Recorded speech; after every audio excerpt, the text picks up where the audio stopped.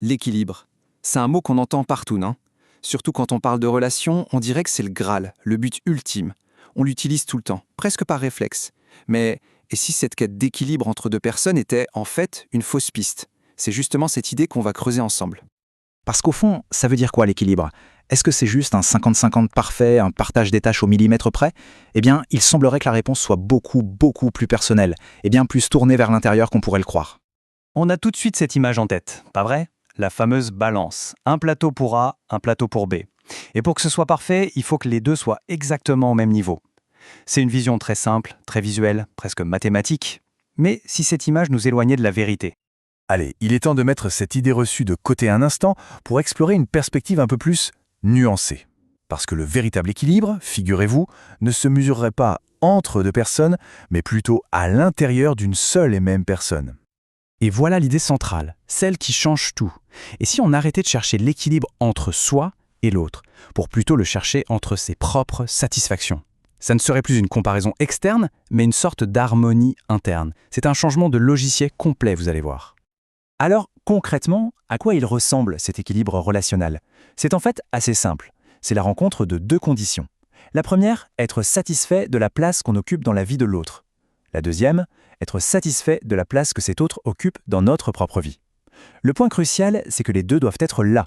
Pour que l'harmonie soit totale, il faut ces deux satisfactions en même temps.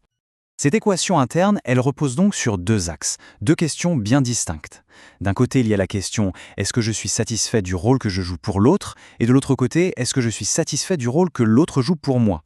L'équilibre parfait, c'est quand la réponse à ces deux questions est un grand « oui ». Et ce qui est vraiment intéressant, c'est que ce principe va bien au-delà des relations de couple ou d'amitié. On peut l'appliquer à presque tout. Prenez le travail par exemple. Est-on satisfait de sa place dans l'entreprise et de la place que l'entreprise occupe dans sa vie?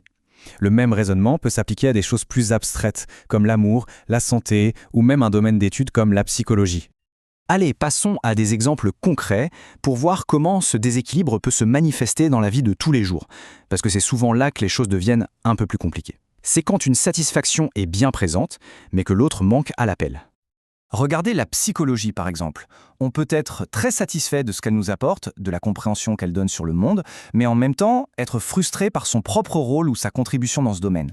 A l'inverse, avec le sexe, on peut être très à l'aise avec sa performance, trouver son rôle satisfaisant, mais ne pas être content de la place que le sexe occupe dans sa vie. Et puis l'amour, on peut lui avoir fait une place magnifique dans notre quotidien, mais se sentir complètement à côté de la plaque dans son propre rôle au sein de cette relation. Et puis, bien sûr, il y a le cas le plus difficile, le déséquilibre ultime. C'est le moment où les deux voyants sont au rouge. Quand on est insatisfait à la fois de son rôle dans la vie de l'autre et de la place que cet autre occupe dans notre propre vie. Là, on est dans un état de déséquilibre complet. Bon, après avoir exploré toutes ces dynamiques, on peut commencer à dessiner une nouvelle grille de lecture, une nouvelle façon de voir les choses.